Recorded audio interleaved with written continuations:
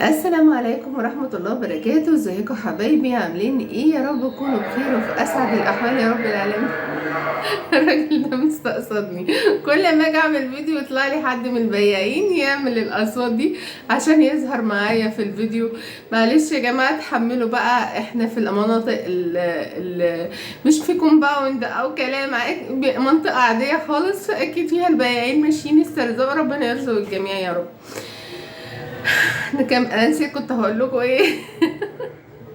تعالوا نحضر غدا النهارده هنعمل مأكولات بحرية، كلها حاجات من البحر كده، اسماك على حاجات تانية. تعالوا نشوف احنا مجهزين ايه وهنحضر غدا ايه النهارده، ويا رب يعجبكم. ما تنسوش تحطوا اللايك لو الفيديو بتاع النهارده عجبكم، واللي مشتركش يا ريت يشترك وتشرفوني في قناتي. تعالوا نبدأ ونقول بسم الله الرحمن الرحيم. معايا كده، معانا النهارده كيلو جمبري متقشر. انا جايباه النهارده متقشر عشان مستعجله شويه. وهنا معايا طبقين من الكاليماري، هنعمل طاجن جمبري مع كاليماري، طاجن واحد. وهنعمل طبق تاني محمره كده ومقرمشه. ومعانا هنا سمك، انا مش عارفه اسمه ايه بصراحه، اللي يعرف يقول لي في الكومنتات. هي سمكه صغيره، معرفش انا جبتها ليه، بس يلا بقى، انا قلت تبقى جنب الاكل كده. قال لي يعني هتتقلي بالخل والثوم كده، وتعمل لها دقه يعني بالخل والثوم. هجربها وهنشوف، يا رب تطلع حلوه. وده هيكون غدانا النهارده. تعالوا كده نجهز الغدا مع بعض، ويا رب يعجبكم. وما تنسوش تحطوا اللايك، بفكركم باللايك عشان كتير منكم بيخش يتفرج على الفيديو وينسى يحط لي لايك. هنبدا دلوقتي نجهز طاجن الجمبري والكاليماري. هنقطع بصلايه كده، هنقطعها ناعم وهندبلها، وبعد كده هنكمل بقيه الوصفه مع بعض. خليكم معايا.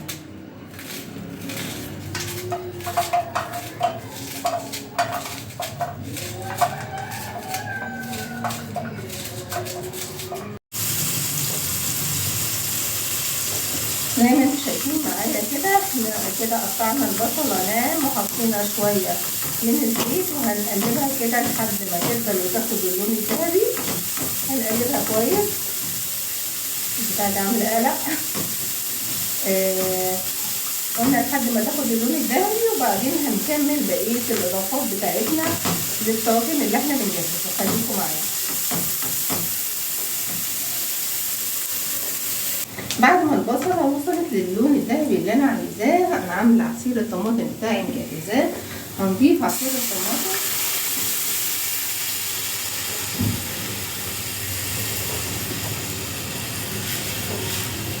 وهنضيف البهارات بتاعتي. البهارات بتاعتي مش كتير. معايا هنا الملح، فلفل، شطه حمراء، وكمان معانا بهارات الجمبري بجيبها من عند العطار. حلوه جدا، بتخلي طاجن بتاعي ليه طعم مميز كده وحلو قوي. هنسيبها كده تسبك شويه. وطبعا هنا انا مجهزه الخضره مقطعاها، ده عباره عن بقدونس وشبت. هنضيفها بعد ما الطماطم تتسبك. وطبعا هنا كمان احنا غسلنا الجمبري والكاليماري مع بعض غسيل كويس جدا، وسيبناهم بيصفوا الميه بتاعتهم. زي ما انتم شايفين معايا هنا الطماطم بدأت تتسبك. هضيف معايا الجمبري والكاليماري بتاعي.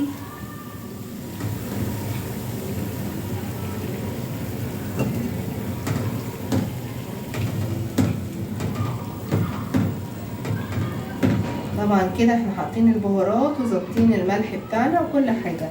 وهنضيف الخضرة بتاعتي اللي هي عبارة عن بقدونس وشبت.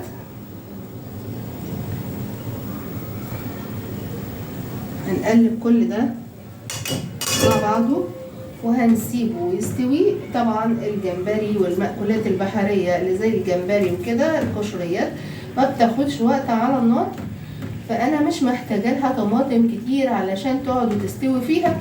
هي يا دوب كده حبه طماطم متسبكين على قد الكميه اللي معايا، يا دوب مش ما يغطوهاش يعني، ما يغطوهاش. قلبنا كويس بقى كل المكونات مع بعض، وهنسيبها تستوي. نغطيها بقى تاخد سويها، ونشوف هنجهز ايه تاني. انا بعد كده هجهز الرز بتاعي. طبعا هطبخ شويه رز ابيض جنب الاكله دي. وبس كده، مش هعمل اكتر من كده الرز الابيض. ولسه طبعا هنقلي السمك بتاعنا ونشوف التتبيله بتاعته هتكون عباره عن ايه. خليكم معايا وكملوا الفيديو. زي ما انتم شايفين معايا هنا طاجن الجمبري والكاليماري خلاص كده خلص، وكمان جهزت الرز بتاعي، عملت رز ابيض. هنا هنبدا نتوم السمك ونتبل الكاليماري. للاسف الشديد الناس بقت يعني ما عندهاش ضمير.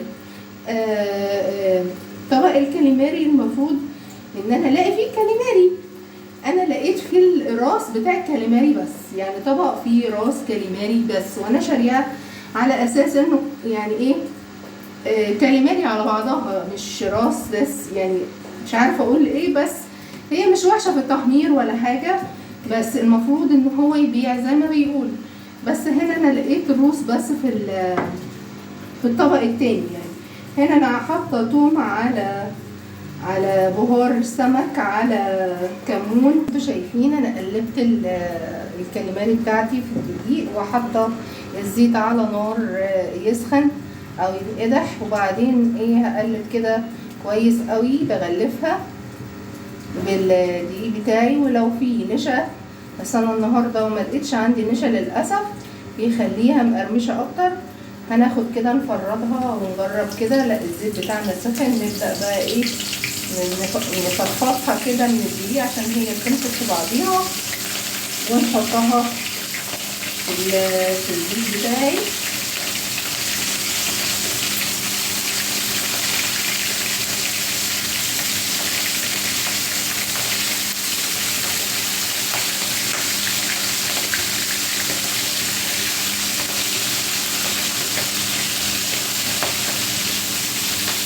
ما انتوا شايفين معايا كده انا قليت الكاليماري بتاعتي، شوفوا لونها وقرمشتها طلع حلو ما شاء الله، من غير حتى ما حطيت نشا، هي طلعت مقرمشه وحلوه جدا.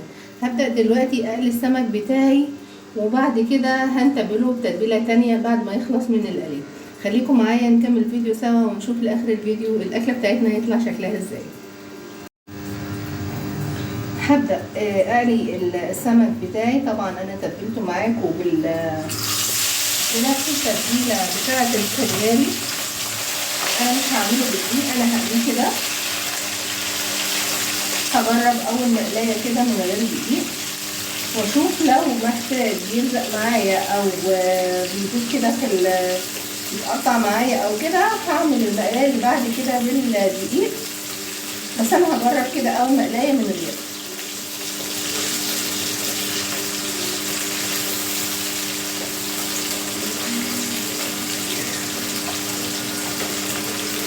احنا هنعمل السمكه دي معامله البربوني. طبعا يا جماعه انتوا عارفين البربوني وكل حاجه بقت غاليه. البربوني النهارده معدي 200 جنيه كيلو، فيعني بصراحه الحاجه بقت نار كده. زي ما انتوا شايفين معايا نكون خلصنا الغدا بتاعنا. يا رب الفيديو يكون عجبكم. يعني عملنا الجمبري طاجن مع الكاليماري، وقلينا السمك وعملنا له تتبيلة الخل والثوم في النهاية مع عصير الليمون. وطبعا الكاليماري المحمرة طلعت مقرمشة وجميلة، ومعاهم رز ابيض كده. وكده الفيديو بتاعنا خلص، واشوفكم ان شاء الله في فيديو جديد. ما تنسوش تحطوا لايك، واللي ما اشتركش يا ريت يشترك في القناة، تشرفوني. واسيبكم في رعاية الله. مع السلامة حبايب قلبي.